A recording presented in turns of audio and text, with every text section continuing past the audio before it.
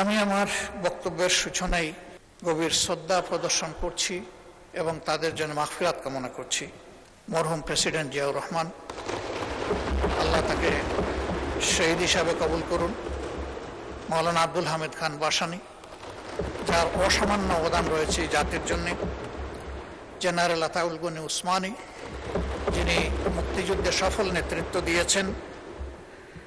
স্বাধীনতার পতাকা উত্তোলনকারী আসম আব্দুর রব, যিনি সাহসী যুবক হিসাবে সেদিন গর্জন করেছিলেন। সকল শহীদ এবং জীবিত মুক্তিযোদ্ধা, 90-এর গণ আন্দোলনের শহীদ, 28 অক্টোবরের শহীদ, পিলখানা হত্যাকাণ্ডের শহীদ, শাপলা চত্বরের শহীদ, 17.5 বছর ফ্যাসিবাদী শাসনের বিরুদ্ধে লড়াই করতে গিয়ে যে সমস্ত লোক শহীদ হয়েছেন, বিশেষ করে আমার প্রিয় দলের সম্মানিত সিনিয়র নেতৃবৃন্দ। আমরা একটি কষ্টে বুকা দল। আমাদের 1-2 করে 11 জনকে আমাদের বুক থেকে ছিনিয়ে নেওয়া হয়েছে। 12 নম্বর জন এখানে জীবিত আছেন, বাকি সকলেই দুনিয়া থেকে বিদায় নিয়েছেন। আল্লাহ তাআলা তাদের সকলকে শহীদের যথাযথ মর্যাদা দান করুন।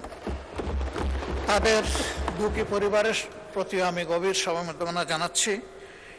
সেই সাথে 24-এর গণ অভ্যুত্থানের সকল শহীদ, আহত এবং পঙ্গু এবং ফ্যাসিবাদী আমলে গুম হওয়া সকল পরিবার, ব্যক্তি, তাদের সকলের প্রতি আমি গভীর শ্রদ্ধা এবং সমবেদনা জ্ঞাপন করছি।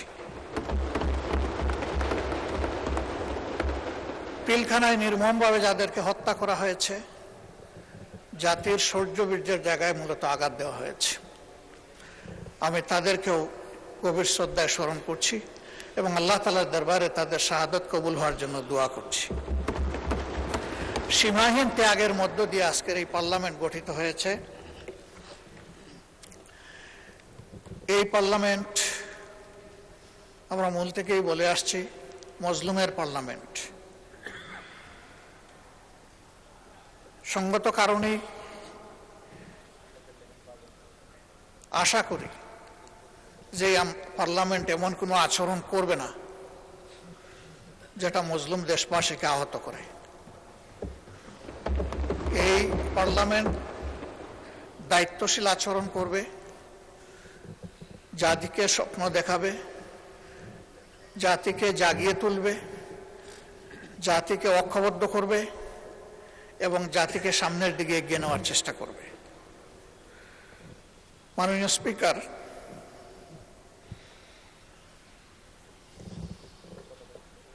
আমরা এই বাজেট অধিবেশনে বাজেট বড় না ছোট, বাস্তবায়নযোগ্য বা তার সামনে চ্যালেঞ্জ আছে, এর সংখ্যাতাত্ত্বিক অনেক বিশ্লেষণ আমরা করেছি। আমি ওই দিকে খুব একটা যেতে চাই না, কারণ এই ব্যাপারে বিস্তারিত আলোচনা হয়েছে। এই সংসদে আজকে আমরা যারা আছি, একসময় আমরা একদিকেই বসতাম, বিশেষ করে 2001 থেকে 2006, অল্প 2-1 ছাড়া বা 2-1টি দল ছাড়া। এখন আমরা 2 অংশে সংযুক্ত। আমি বিভক্ত বলছি না, সংযুক্ত। কারণ কোনো যানবাহনে এক চাকায় চলে না। যানবাহন ড্রাইভ করতে হলে মিনিমাম 2টা টায়ার লাগে। এই সংসদেরও 2টা টায়ার, একটা সরকারি দল আর একটা বিরোধী দল।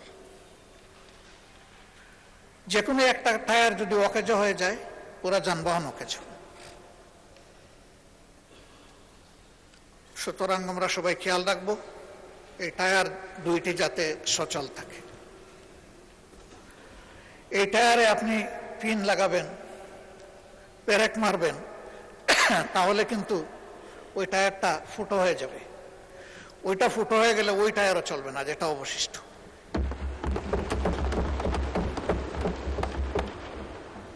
একটা চমৎকার টেন্ডেন্সি আমি লক্ষ্য করেছি। প্রায় সকল বক্তা কুচি কুচি করে কাটার পরে বলেন এগুলো ছাড়েন, ছাড়িয়ে আসেন আমরা ঐক্যবদ্ধভাবে দেশটা চালাই। ওই কুচি কুচি করার যন্ত্রটা আসেন আমরা ফেলে দিই।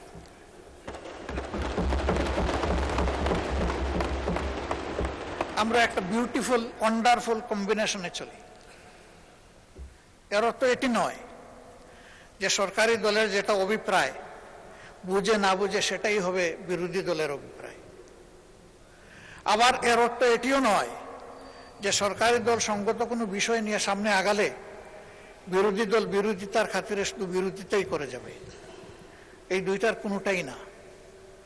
সরকারি দলকেও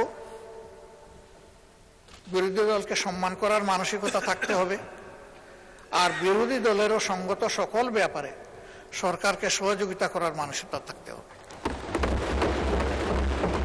এই কথাটি আমরা প্রথম দিনই বলে রেখেছি। মাননীয় স্পিকার, অতীত অভিজ্ঞতা আমার নেই, আপনার আছে, এখানে আরো কিছু কিছু সম্মানিত সদস্যের আছে, তবে আমরা বেশিরভাগ নবীন। নবীনদের অধিকার তাকে প্রবীণদের কাছ থেকে শিকার, কিন্তু আমরা মন্দতা শিখতে চাই না, আমরা শিখতে চাই ভালোটা। অতীতে এই সংসদে দাঁড়িয়ে ব্যক্তিকে তুষামত করার জন্য গান হয়েছে, কবিতা হয়েছে, স্বপ্নবিলাস হয়েছে। প্রিয় জনগণের ট্যাক্সের টাকা খরচ করে এই সংগঠনে এই সংসদে এটা হওয়া উচিত নয়।